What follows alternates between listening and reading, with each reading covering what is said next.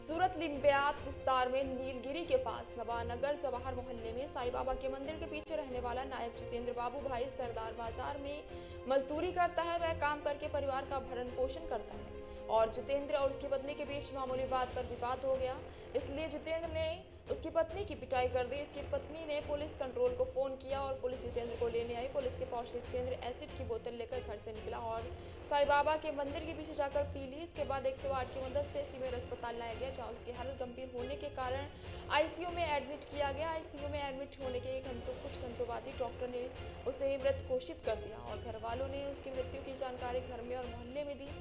खबर उसके बड़े भाई को पता चली तो बड़े भाई ने सदमे में एसिड पी लिया। दोनों भाइयों की आत्महत्या से परिवार गहरे शोक में है।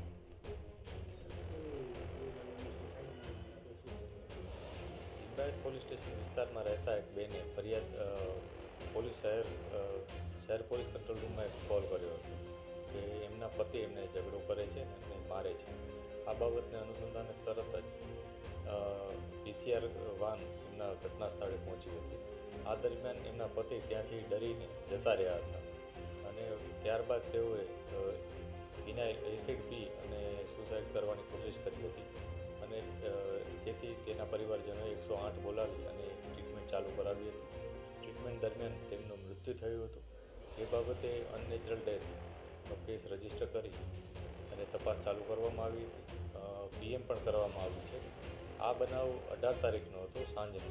ત્યારબાદ બીજે દિવસે બપોરે એટલે કે 19 તારીખે બપોરના સમયે એમના જે મોટા ભાઈ છે જીતેન્દ્ર નાયકા એને પણ આ બાબતથી ખૂબ જ સદમો લાગ્યો હતો અને પોતે આઘાતમાં આવી જઈ અને પોતે પણ એ જ પ્રકારે એસિડ પી ગયા હતા।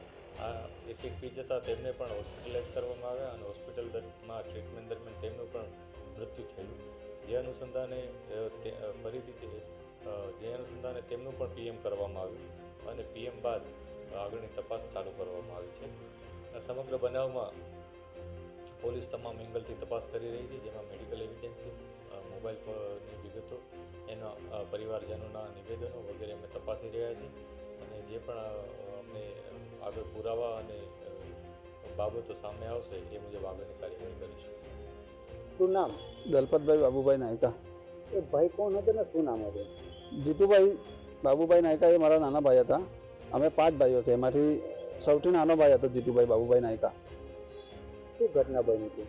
ઘટનામાં એવું હતું કે એ ભાઈ ડ્રિલિંગ કરતા હતા ને એ દિવસે ડ્રિલિંગ કરીને કંઈ ઘરે ગયા હતા તો એની હસબન્ડ વાઇફમાં બોલાચાલી થઈ ગઈ અને કંઈ એક બે લાફા માર્યા હશે વાઇફને, કંઈ ઘરમાં લડાઈ ઝઘડો તો બધા જ થતા।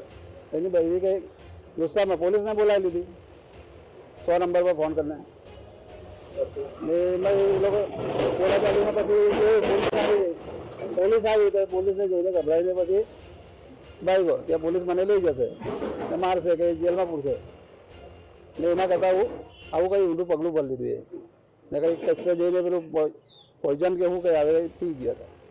પછી ક્યાં લઈ ગયા તમે લોકો? પછી એમને ખબર પડી એટલે તરત અમે લોકો બધા મોહલ્લાના ભેગા થઈ ગયા અને પછી એને સિનિયર મેડિકલ કોલેજમાં એડમિટ કરાવ્યા 108 બોલાવીને। ડૉક્ટરે શું કીધું? ત્યાં લઈ ગયા અને પછી સારવાર ચાલુ કરી એ લોકોએ કે ભાઈ અમે કેસ બહુ સિરિયસ છે, ટ્રીટમેન્ટ ચાલુ કરીએ છીએ ને પછી ઉપર દાખલ કર્યા હતા આઈસીયુમાં, ત્યાં એ લોકોએ મૃત જાહેર કર્યા। પછી એની મૃત જાહેર કરવા પછી ખબર પડી તો અમે ઘરે જાણ કરી। ઘરે જાણ કર્યા પછી એનથી જે મોટો ભાઈ છે બિપિનભાઈ એને આઘાત લાગ્યો કે મારા ભાઈ મરી ગયો, જેના હાથે એને બહુ લગાવ હતો કે મારો ભાઈ આવી રીતે કરીને આત્મહત્યા કરી લીધો તો મારે જીવવું નથી એમ કહેતા હતા ને એ પણ આવી રીતે કસેથી કંઈ લાવ્યું ને એ બી પોઈઝન પી ગયા હતા। જીતુભાઈને છોકરા કઈ છે? જીતુભાઈના 3 છોકરા હતા। એનાથી નાના છે તેમને? એના કોઈ છોકરા નથી। લગ્ન થઈ ગયા તેમને? એના લગ્ન થઈ ગયા છૂટાછેડા થઈ ગયેલા 15 વર્ષ પહેલાં છૂટા થઈ ગયા।